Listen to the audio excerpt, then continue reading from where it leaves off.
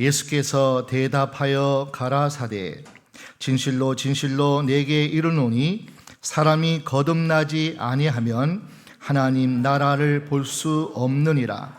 니고데모가 가로되 사람이 늙으면 어떻게 날 수 있사옵나이까? 두 번째 모태에 들어갔다가 날 수 있사옵나이까? 예수께서 대답하시되 진실로 진실로 내게 이르노니 사람이 물과 성령으로 나지 아니하면 하나님 나라에 들어갈 수 없느니라. 아멘. 요한복음을 계속 함께 보고 있습니다. 지난주는 우리 포도주 되는 사건이 예수님의 흘리신 십자가의 보혈, 사흘 만에 성전을 다시 세우리라. 46년 동안 지었던 그 성전을 세상에서 보여지고 그림자인 그 성전이 이제는 온전한 실체 되신 예수님이 이 땅에 오셔서 부활하심으로 완전한 성전 되신, 그리고 새 예루살렘, 영원한 천국의 그 모형을 예수님께서 이루신, 그래서 우리 포도주 대상권은 십자가, 사흘 만에 성전을 일으키리라. 이 말씀은 부활하시겠다는 그 십자가와 부활이 복음의 캐리그마, 핵심이죠. 예수님 날 위해서 십자가에 죽으시지 않았다면, 죽음으로 끝나지 아니하시고 다시 살아나셔서 부활의 첫 열매가 되셨기에 우리는 다시 살아 하나님의 나라, 영원한 천국에 들어가는 그 은혜와 복을 받은 줄로 믿습니다. 이 모든 것이 예수님이 주신 은혜요, 하나님이 우리에게 갖추신 가장 큰 선물입니다. 그 예수님이 12월 성탄 계절에 또 25일 날 우리가 성탄 절을 통해서 우리 구주 이 땅에 오심을 우리가 또 예배하고 기뻐하고 또 찬양하는 겁니다. 우리 구주, 나의 구원자, 하나님과 우리 사이를 다시 연결시키고 새롭게 하시는 그 하나님의 아들이 이 땅에 오신 그 날을 우리가 또 감사하고 기뻐하면서, 그래서 12월을 우리가 준비하고 또 그렇게 우리가 기도하고 있습니다. 자, 오늘은 요한복음 3장입니다.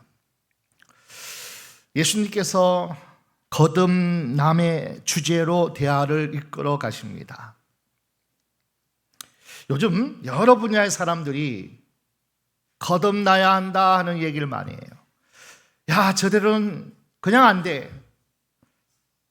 이 나라가 거듭나야 되고 이 사회가 거듭나야 되고, 특히 정치인들이 우리 당명을 바꾸거나 당의 색깔을 바꾸면서 거듭나겠다고 그렇게 우리가 많은 얘기를 듣습니다.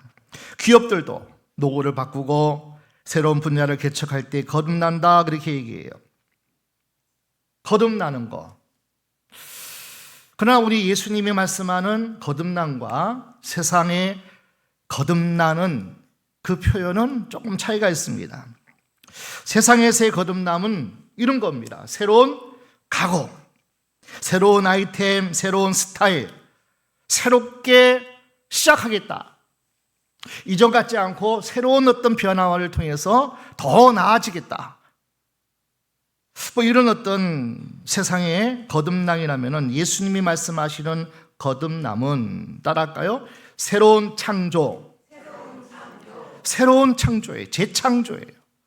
과거에 아담이 원죄를 지음으로 온 인생은 낳고 하는 모든 인생은 다 죽은 인생이거든요. 하나님과 떨어졌어요. 하나님과 관계없는 생명이 됐단 말이에요. 그런데 우리 예수님이 오셔서 십자가, 그리고 다시 사시는 부활의 은혜와 축복을 통해서 다시 거듭남, 다시 새롭게 태어나는, 이젠 타락하고 죄악 가운데서 지옥 가지 않고 이제 하나님의 자녀로 다시, 하나님의 백성으로 다시 신분이 변화되어서 이제는 지옥 가지 않고 천국으로 나아갈 수 있는 이 거듭남은 신앙 안에서 말씀 안에서 예수님이 가르친 이 거듭남은 새로운 재창조예요. 다시 태어나는 거예요. 옛사람이 죽고 새 사람으로 다시 태어나는 것. 겉모양이 아니라 본질적인 변화예요. 이거는 세상 어떤 방법으로 인간으로 할 수 없습니다. 하나님만이 할 수 있는 창조 사역이에요. 저희가 거듭남의 비밀을 깨닫고 거듭남의 감격을 체험하고 오늘 하나님께서 주시는 너무나 복되고 큰 선물에 대해서 감사하고 감격하고 기뻐하는 우리 모두가 되시길 주의 이름으로 축원합니다. 거듭남의 비밀. 오늘 말씀을 잘 다시 한번 점검하고 다시 한번 꼭 붙잡아야 될 영생의 정말 우리가 구원받을 핵심적인 어떤 내용이기도 합니다. 본문에 등장하는 니고데모와 예수님의 대화. 근데 이 니고데모가 누구냐? 자, 우리 한번 1절 함께 볼까요? 3장 1절. 바리새인 중에 니고데모라는 사람이 있으니 뭐요? 바리새인이요. 바리새인은요, 어릴 때부터 율법에 생명 걸고 하나님 말씀, 이 율법, 특히 모세의 오경에 대해서 철저하게 공부하고 그 말씀이 하나도 땅에 떨어지지 아니하고 절대 순종해야 할 철저하게 지켜온 종교인 바리새인들입니다. 그리고 그가 유대인의 관원이라. 유대 사회의 관원은 사내들인 공회의 지도자급이에요. 우리나라 얘기하면 국회의원급이에요. 온 나라의 정치 사회를 주도하고 이끌어갈 사내들인 공원, 그러니까 국회의원 같은 그런 어떤 일을 가리켜서 관원이라고 합니다. 그러니 대단한 어떤 권력이 있고 권세가 있는 사람이에요. 엘리트 그룹이에요. 10절 한번 볼까요? 10절. 예수께서 가라사대 너는 이스라엘의 선생으로서, 이스라엘의 선생, 랍비예요. 율법에 정통하고 하나님 말씀을 가르치고 잡아주고 놀라운 어떤 지식이 있고 힘이 있는 사람이에요. 그리고 그 니고데모는요, 예수님이 십자가에 못 박은 후에 예수님의 시체를 바르기 위해서 몰약과 침향 섞은 것을 33kg을 가져온, 이거는 대단히 큰 물질이에요. 한마디로 부자라는 거예요. 부자라는 거예요. 예수님이 죽었을 때 그의 장례 용도로 사용하는 이런 어떤 것을 제공할 수 있는 것은 어마어마한 힘을 가진 부자라는 거예요. 정치, 경제, 종교, 교육 모든 분야에 성공한 사람이 니고데모입니다. 정말 부러워할 사람이에요. 그리고 그 이름 자체가 백성의 정복자, 그리고 승리한 백성, 뭐 이런 어떤 니고데모라는 이름의 뜻을 가지고 있는 얼마나 대단한 인물인지 몰라요. 그런데 그가 예수님을 찾아왔어요. 그것도 한밤중에. 이를 볼 때 예수님은 어떻게 보면요, 예수님 12 제자와 함께 다니는데 그냥 우리가 육안으로 볼 때는 그냥 그거 있잖아요. 막 거지 그냥 이렇게 일행들이 막 이 동네 저 동네 다니면서 베드로나 뭐 어부 출신들 뭐 예수님 제자들이 다 그런 어떤 그냥 뛰어난 사람이 아니잖아요. 그러니까 예수님이 그들을 불러서 다녔던 그 예수님과는 다르게 이 니고데모는 사회의 지도자란 말이에요. 그러니 낮에 예수님을 찾아온 것은 조금 뭐 마음에 걸렸는지 몰라도 한밤중에 찾아온 거예요. 예수님을. 어떤 고민이 있는 것 같아요. 2절 함께 읽겠습니다. 그가 밤에 예수께 와서 가로되 랍비여 우리가 당신은 하나님께로서 오신 선생인 줄 아나이다. 하나님이 함께 하시지 아니하시면 당신의 행하시는 이 표적을 아무라도 할 수 없음이니이다. 이 표적을 아무도 행할 수 없다. 그래서 어떤 표적을 행했죠? 2장에 가나 혼인잔치에서 물이 변하여 포도주가 된 표적을 했단 말이에요. 이 표적은 니고데모가 아무리 생각해도 이런 표적을 행할 수 있는 것은 하나님이 함께하지 아니하시면, 또 하나님께로서 오신 이가 아니면, 그러니까 적어도 니고데모는 이런 특별한 신령한 사람이다. 뭔가 사람이 할 수 없는 기적과 표적을 일으킬 수 있는, 하나님께로 오지 아니하면, 하나님이 함께하지 아니하시면 할 수 없는 그 일을 행한 사람이라고 인정하는 거예요. 그래서 랍비 중에 랍비인 니고데모가 이 예수님에게 랍비요, 그리고 표적을 행하시나이까. 그러니까 니고데모는 이분이 뭔가는 세상 사람들과 다른데, 우리와는 다른데, 그런데 랍비요 그를 보니까 특별한 어떤 지식과 능력을 가진 사람, 그리고 표적에 대해서 관심이 또 있는 것 같은 그런 표현을 합니다. 인간적인 능력, 지식 면에서는 이미 정상에 올라온 니고데모지만은 해결되지 않는 문제가 있었어요. 어떤 고민을 했을까 하는 것을 아마 예수님을 통해서 좀 신통한 능력이 있으니까, 그런데 예수님께 이렇게 대답을 합니다. 당신은 하나님께로 오지 아니하시면 행할 수 없는 그러한 일을 행했는데 이런 표적이 어떻게 나타났습니까? 하고 물었을 때 예수님이 이렇게 말합니다. 3절, 예수께서 대답하여 가라사대 진실로 진실로 내게 이르노니 사람이 거듭나지 아니하면 하나님 나라를 볼 수 없느니라. 예수님은 니고데모의 문제가 거듭남의 문제로 보셨어요. 예수님은 니고데모를 본 순간 알았거든요. 모든 면에, 모든 사람이 다 가지고 싶고 할 수 있고 이렇게 되고 싶어 하는 그러한 것을 다 이룬 최정상의 인물이거든요. 그런데 예수님은 그에게 이렇게 대답하는 거예요. 거듭남의 문제다. 거듭남의 문제다. 거듭나지 못했기 때문에 그 마음에 하나님 나라가 없다는 거예요. 세상적으로는 다 가진 자예요. 부자예요. 정치적으로, 또 지식적으로나 사회적으로나 교육적으로나 종교적으로나 다 가지고 다 최정상의 이런 사람이지만은 그러나 없는 것이 있는데 하나님 나라가 없다는 거예요. 그 안에 하나님 나라가 없다는 거예요. 하나님 나라는 뭔지 아세요? 로마서 14장 17절에는 하나님의 나라는 의와 평강과 희락이라. 그 마음에 사랑이 없는 거예요. 그 마음에 평안이 없는 거예요. 그 마음에 거룩과 감사와 사랑과 소망, 이런 하나님 나라가 없다는 거예요. 그에겐 돈이 없는 거 아니에요. 명예가 없습니까? 또 학식이 없습니까? 율법 지식이 없습니까? 다 있어요. 부족함이 없습니다. 그러나 그 마음에 평안이 없어요. 행복이 없어요. 하나님 나라가 없어요. 하나님 나라가 없는 그 마음은 걱정, 불안, 염려, 초조함, 염려, 우울함, 어두움.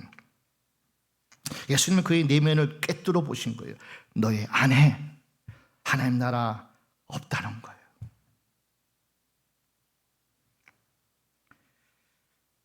그런데 예수님은 니고데모만 거듭나야 한다고 말씀하지 않더라고요. 모든 사람이 거듭나지 아니하면 하나님 나라를 볼 수 없느니라. 모든 사람이 다 거듭나야 된다는 거예요. 사람이면 다 거듭나야 된다.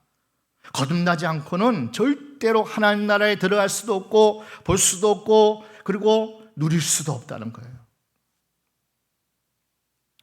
거듭남의 문제가 이렇게 중요한 거예요. 거듭나지 않으면 그 사람이 아무리 인간적으로 대단히 뛰어난 사람일지라도 하나님 나라에 들어갈 수도 없고 체험할 수도 없고 이 땅에 사는 동안 누릴 수도 없으니, 그리고 궁극적인 어떤 신앙의 목적이 뭡니까? 천국 가는 거잖아요. 이 땅에 100년 살다가 끝남이 아니라 영원한 천국에 들어가는 거. 그러니까 볼 수도 없고 누릴 수도 없고 들어갈 수도 없는 그 한 가지가 있는데 거듭나지 아니하면. 그래서 모든 사람이 거듭남은 필요해요. 거듭남이 뭡니까? 다시 태어나는 거예요. 원어에서는 아노덴이라는 헬라어인데 위로부터 난다. 하나님께로부터 난다. 이 아노덴이라는 그 의원 속에는 그런 게 있는 거예요. 여러분, 사람은요, 한번 어머니 뱃속에서 태어납니다. 육적인 탄생입니다. 그러나 육체는 아무리 고상하고 똑똑해도 육체일 수밖에 없어요. 육체를 사륵스라 그러는데 사륵스는요, 죄 덩어리예요. 그러니까 이 육체는 어머니의 몸을 입고 태어난 이 육체는 사륵스, 죄 덩어리. 그러니까 육체는 썩어질 거예요, 썩어질 거. 죄덩어리 상태로는 하나님 나라를 유업으로 받을 수 없어요. 고전 15장 50절, 형제들아 내가 이것을 말하노니 혈과 육은 하나님 나라를 유업으로 받을 수 없고 또한 썩은 것은 썩지 아니하는 것을 유업으로 받지 못하느니라. 절대로 이 육체 그대로 세상 가치관으로 사는 사람은 하나님 나라 절대로 유업을 받지 못해요. 영생의 구원의 축복도 더불어서 이 땅에 하나님이 함께 하시고 하나님의 도우시는 하나님의 은혜 가운데 살아갈 수 있는 것이 하나도 없어요. 육체로 사는 사람은. 엄청난 차이예요. 다시 태어나야 돼요. 혈과 육의 죄악된 모습이 죽고 영적인 존재로 다시 태어나야 합니다. 우리 에베소서 4장 22절 24절까지 너희는 유혹의 욕심을 따라 썩어져가는 구습을 쫓는 옛사람을 벗어버리고 오직 심령으로, 이건 성령으로예요, 오직 심령으로 새롭게 되어 하나님을 따라 의와 진리의 거룩함으로 지으심을 받은 새 사람을 입으라. 옛사람은 죽고 그리고 새 사람을 입으라. 죄악된 덩어리 옛사람 육체는 죽고 그리고 하나님의 은혜로 의와 진리로 예수님의 보혈의 능력으로 구원받은 새 사람을 입어야 돼요. 새 사람.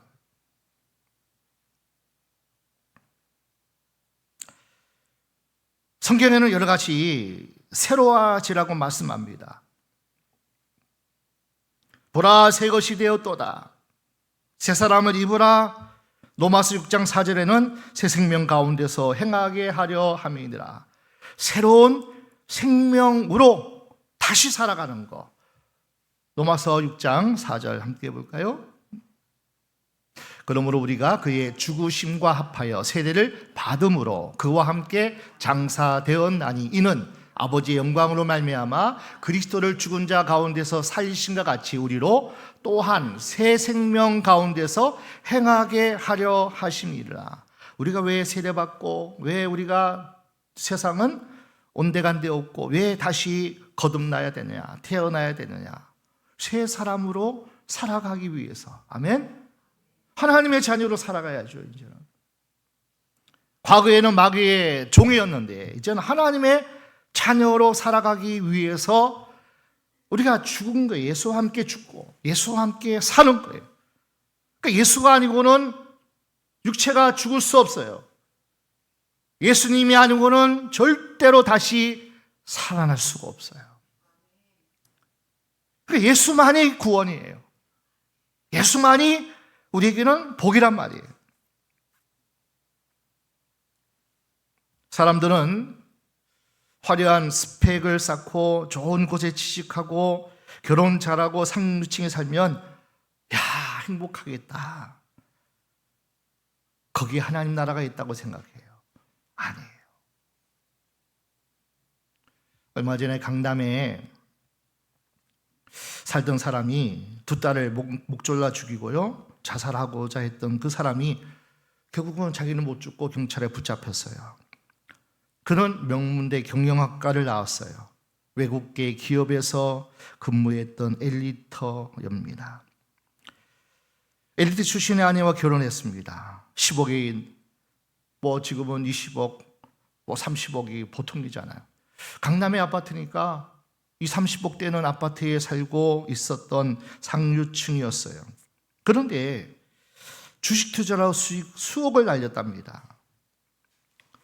그래서 자잘하고 끔찍한 일을 저질렀어요. 그러면서 이렇게 유서에 남겼대요. 빛이 자꾸 늘어나 더 이상 추한 모습을 보이기 싫다. 미안해 여보, 미안해 딸들아, 천국으로 잘 가렴. 아빠는 지옥에서 죗값을 치를게. 이 따위 유서를 남기고 큰 일을 저질렀습니다.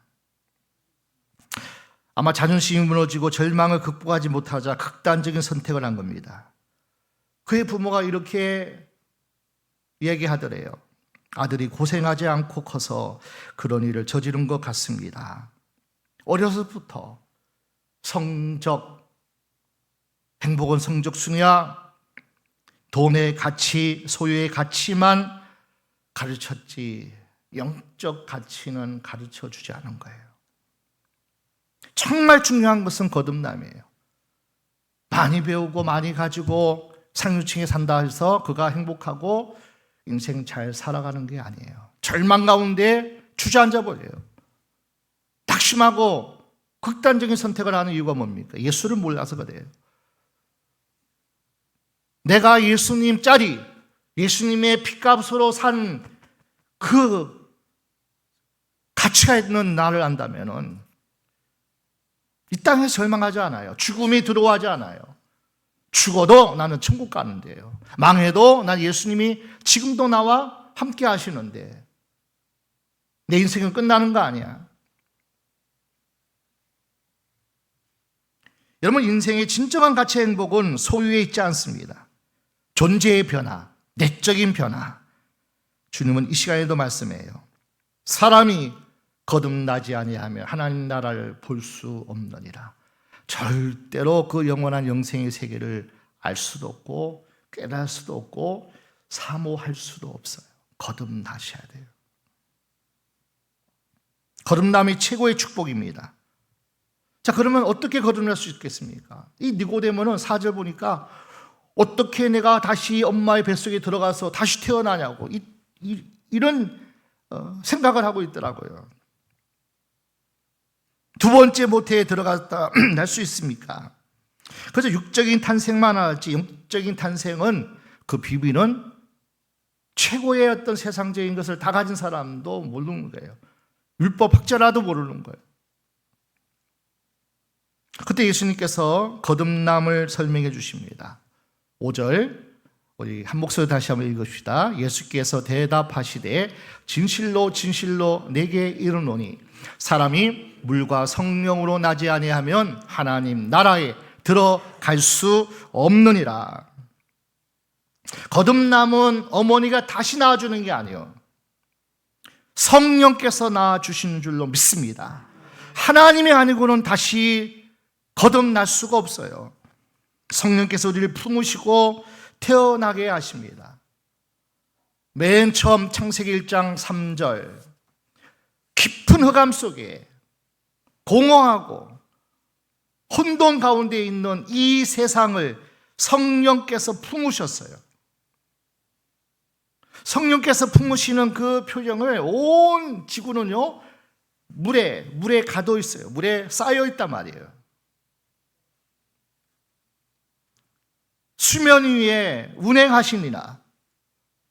온 지구 땅에 공허와 혼돈과 깊은 흑암 속에 있는 무질서한 이 세상을 성령께서 품으셔서 마치 어미닭이 닭을 품듯이 이 세상을 품으시고 그러고 나서 빛이 있어라 하니까 빛이 있었고 어둠은 떠나가고 해와 일월 성신 달과 별들을 창조하시고 사람을 마지막 날에 지으시고, 그래서 성령께서 품으시고 다시 태어나게 한 것이 처음 창조의 이 지구를 성령께서 운행하셨단 말이에요. 성령께서 다시 새롭게 하셨단 말이에요. 아멘.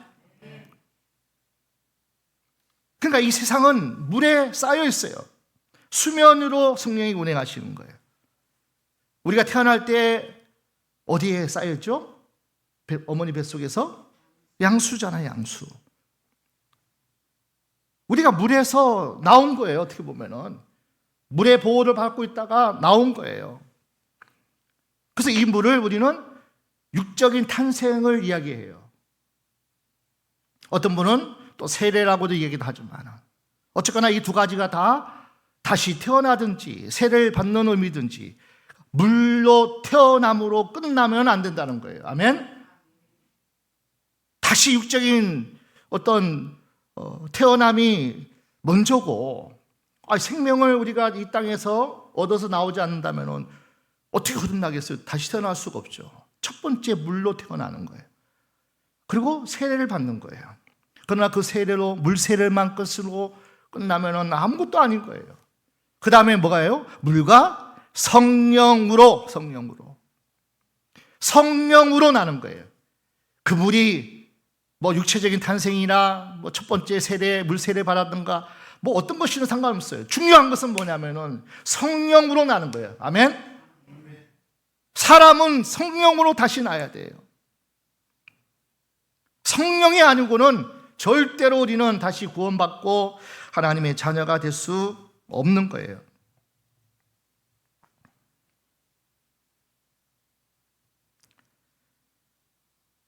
우리 예수님은 답답한 이 니고데모의 질문 가운데 얼마나 답답했는지 또 이렇게 표현해 줍니다. 8절 함께 읽을까요? 바람이 임의로 불매 내가 그 소리를 들어도 어디서 오며 어디로 가는지 알지 못하나니 성령으로 난 사람은 다 이러하니라. 좀 이해하기 쉽게 바람의 비유를 들어요. 바람은 눈에 보이지 않습니다. 바람이 어디서 발생하는지 어디서 부는지 우리는 그냥 저쪽에서 불어서 이렇게 왔을 거라고 추정하는 뿐이지 어떻게 생겼고 어떻게 불어서 어떻게 역사하는지를 몰라요.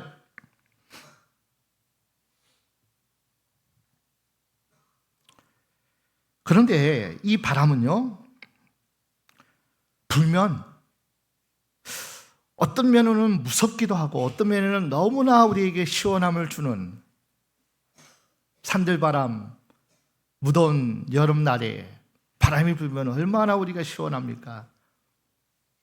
그러나 이 바람은 토네이도와 같이 나무도 뿌리채 뽑아버립니다.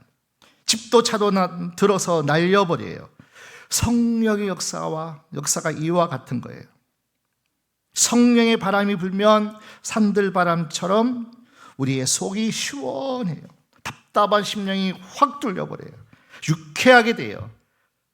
그리고 도저히 스스로 죄의 뿌리를 뽑을 수 없고 죄의 세력을 이길 수 없고 이걸 그냥 다 도려내고 다 태워버리고 다 날려버리면 좋겠는데 안 뽑히는 거예요. 죄의 뿌리가, 세력이. 그냥 불로 다 태워서 그냥 흔적도 없이 사라지게 만들고 싶은데 아직도 내 안에는 답답한 어떤 내면의 문제가 있다는 거예요. 그것이 열등감이든지 자존감이든지 피해의식이든지 죄의식이 자의식이든지 그렇잖아요. 이거 내가 어떻게 할 수가 없잖아요. 상처와 여러 가지 어떤 힘듦 속에서 답답한 우리가, 그런데 보십시오. 도저히 할 수 없는 죄의 뿌리가 뽑혀요. 성령의 바람이 불면 태풍과 같이, 토네이도와 같이 그 죄의 세력을 뿌리채 뽑아버려요.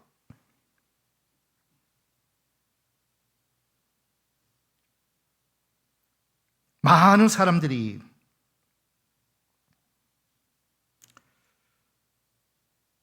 시원하고 평안하고 이것만 받기를 원하잖아요.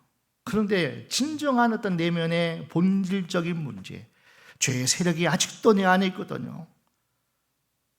지금까지 쌓아온 모든 내면의 깊은 상처들이 태어난 그 순간부터, 아니 어머니 뱃속에 있을 때부터 끊임없이 우리는, 그죠? 그 죄의 세력이 우리를 계속 힘들게 해요. 그 상처가 쌓이고 쌓였던 것이 자라면서 50이 되고 60이 되고 70, 80대도 여전히 아직도 그 상처들이 우리는 해결할 수 없단 말이에요. 생각으로 안 돼요. 세상의 어떤 의학으로, 과학으로 안 된단 말이에요. 오직 그 죄의 세력은 하나님만이 할 수 있는 줄로 믿습니다. 성령으로만이 돼요. 성령으로만이.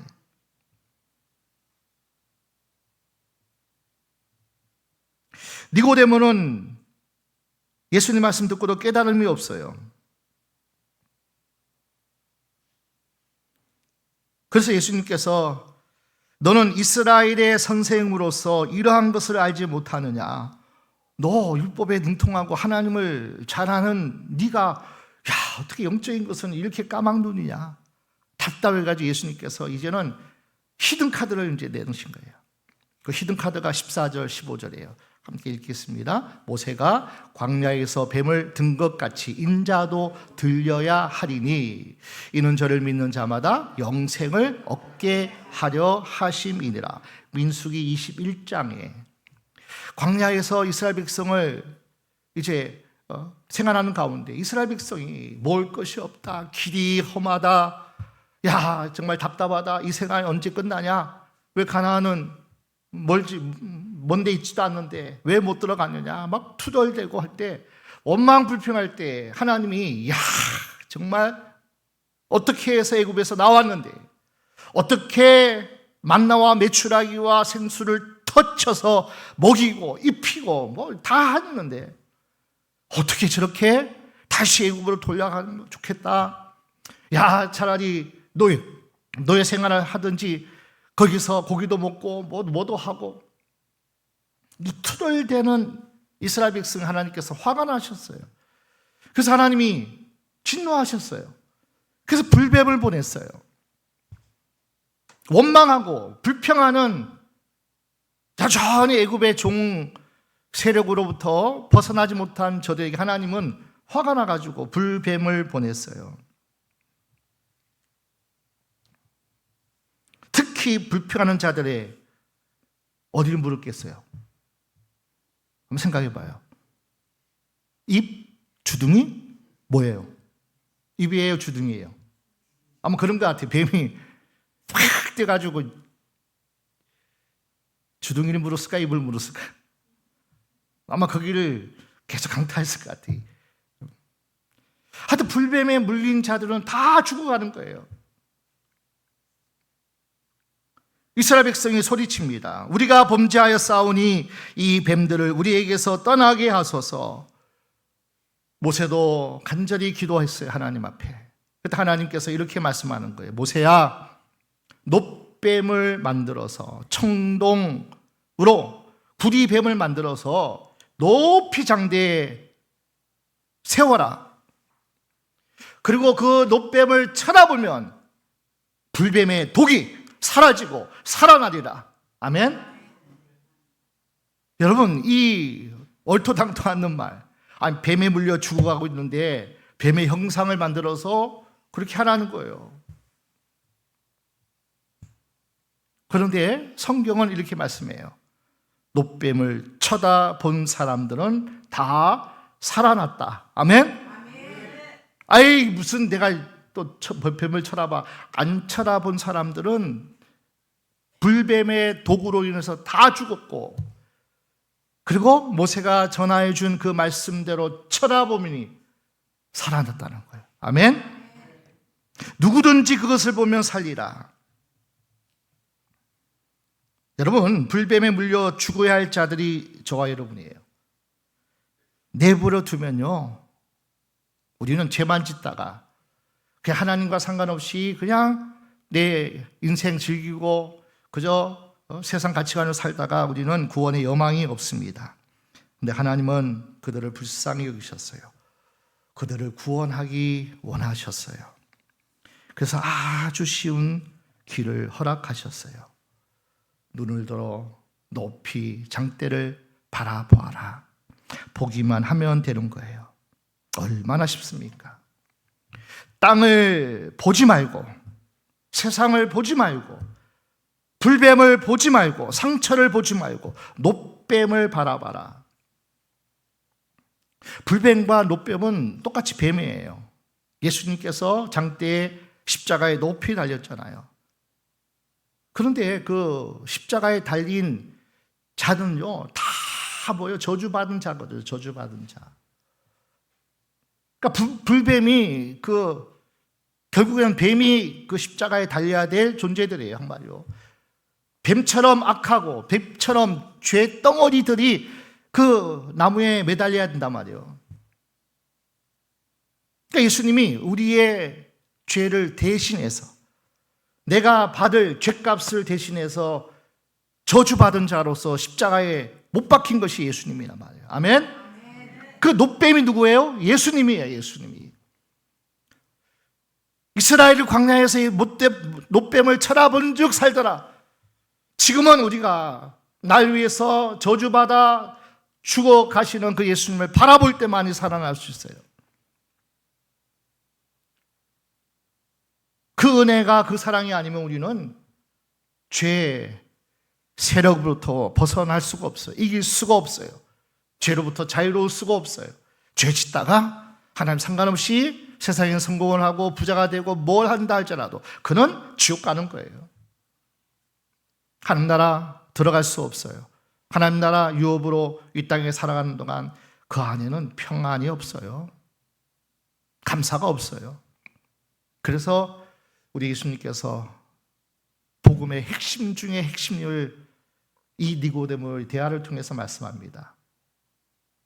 요한복음 3장 16절 시작. 하나님이 세상을 이처럼 사랑하사 독생자를 주셨으니 이는 저를 믿는 자마다 멸망치 않고 영생을 얻게 하려 하심이니라. 영원한 생명, 하나님 나라, 죽어서도 하나님 나라 가지만은 이 땅에서 하나님 나라의 유업을 받아서 우리 안에 그 편안함, 그 기쁨, 그 자유, 걱정, 근심, 불안, 초조, 열등감은 사라지고 내 안에 하나님 나라가 임하는 줄로 믿습니다.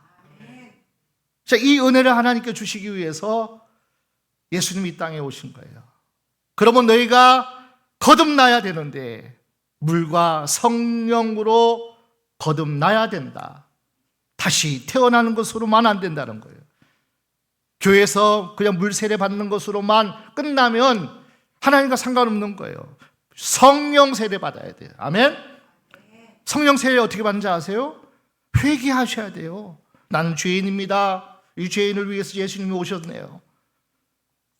그 사도행전 2장 38절에도 회개할 때 성령이 임하셨어요. 아멘? 내가 죄인입니다. 내가 죽을 죄인입니다. 하나님 앞에 회개하고 내 예수를 믿고 예수를 위해 살 때 천국이 내 안에 임하고 하나님의 놀라우신 축복의 사람이 될 수 있다는 거예요. 여러분, 사랑은요 감상적인 게 아니에요. 사랑은 수고예요. 사랑은 아픔이에요. 사랑은 희생이고 섬김이에요. 부모가 자식을 사랑할 때 얼마나 아프셨어요. 낳는 순간도 그렇고 돌보고 키우는 모든 시간 속에 사랑은요 아픔이고 섬김이고 희생입니다. 하나님은 너무나 엄청난 값진 희생을 치르시고 어마어마한 사랑을 우리에게 부어주셔서 독생자를 예수 그리스도를 이 땅에 보내주셨고 그 예수님은 하나님의 아들이고 메시아면서도 철저하게 우리의 모든 죄를 지시고 십자가에서 죽으셨어요. 그 사랑은 희생이에요. 최고의 섬김이에요. 인자에 온 것은 이 땅에 살아가는 동안 높아지는 것이 아니라 사람들의 대속물로 주려 함이라. 아멘. 우리의 속죄양으로 이 땅에 오셨고 속죄양으로 죽으셨고 그리고 부활하신 그 주님이 이제 12월 25일 날 이 땅에 그분의 생일을 축하하는 날이 성탄절이에요. 그 날이 무슨 날이냐? 뭐 따지고 무슨 태양을 섬기는 날 아니냐? 그거 상관없어요. 그냥 우리 예수님의 1년 동안 한 번 우리가 큰 잔치를 하는 거예요. 아멘? 그래서 12월 25일을 정하고 온 만국교회가 12월 25일을 성탄절로 지키는 거예요. 그냥 모든 그리스도인이 다 회의해가지고 그렇게 정한 거예요. 중세시대 때부터 정해서 그것이 계속 내려오는 거예요. 그러니까 그날이 무슨 의미가 없니? 그런 소리 하지 마시고요. 예수님 생일 축하하는 날이에요. 아멘? 성령께서 오늘도 우리를 다시 태어나게 하시는데 우리는 거듭나서 하나님의 자녀가 되었을지라도 끊임없이 우리는 상처가 치유받아야 되고요. 끊임없이 죄와 싸워야 되고 이겨야 되고 그리고 능력이 받아야 되기 때문에 이 모든 것도 거듭나게 하신 성령님이 구원케 하신 성령님은 끊임없이 우리에게 구하기만 하래요. 성령님 도와주세요 그러면은 능력 주시겠대요. 성령님 지혜가 부족해요. 지혜 주시겠대요. 우리를 살리시고 우리를 구원하신 그 성령님이 지금도 떠나지 아니하셔요. 돕는 자로 지금도 계시단 말이에요. 내 안에 계시고 지금 우리와 함께 계셔요. 이 공간에 함께 하셔요. 성령이 지금 운행하신단 말이에요. 그래서 성령을 구하래요. 성령님 도와주세요. 성령님 이 싸울 힘이 없어요. 도저히 내 생각 지킬 힘이 없어요. 도와주세요. 성령님을 도와주세요. 아멘? 지금도 끊임없이 성령님을 구하셔야 돼요. 구원해 주세요 하는, 다시 거듭나게 하세요 하는 그런 기도가 아니라 우리가 정말 예수를 믿고 거듭났다면, 끊임없이 계속 우리가 이 은혜를 받았다면 이 은혜를 헛되이 가볍게 여기지 마시고 지금도 성령님을 도와주시기 때니까 내 힘으로 안 되는 죄의 세력들, 내 마음대로 안 되는 이 세상에 정말 힘든 모든 것들 하나님 도와주세요. 성령님 나를 붙잡아 주세요. 그러면 성령께서 우리의 생각도 마음도 지켜주셔요. 아무것도 염려하지 말고 오직 기도와 그리고 간구와 도구와 감사함으로 하는 게 아니라, 그리하면 모든 지각에 뛰어난 하나님의 평강이 너희 생각과 마음을 지키시리라. 이 마음에서 생명의 근원이 나오잖아요. 이 마음 지키면 돼요. 아멘? 믿음 지키면 돼요. 오늘도 성령으로 거듭난 저와 여러분들이 성령으로 통해서 끝까지 승리하고 하나님 나라 누리는 저와 여러분 되시길 주의 이름으로 축원합니다.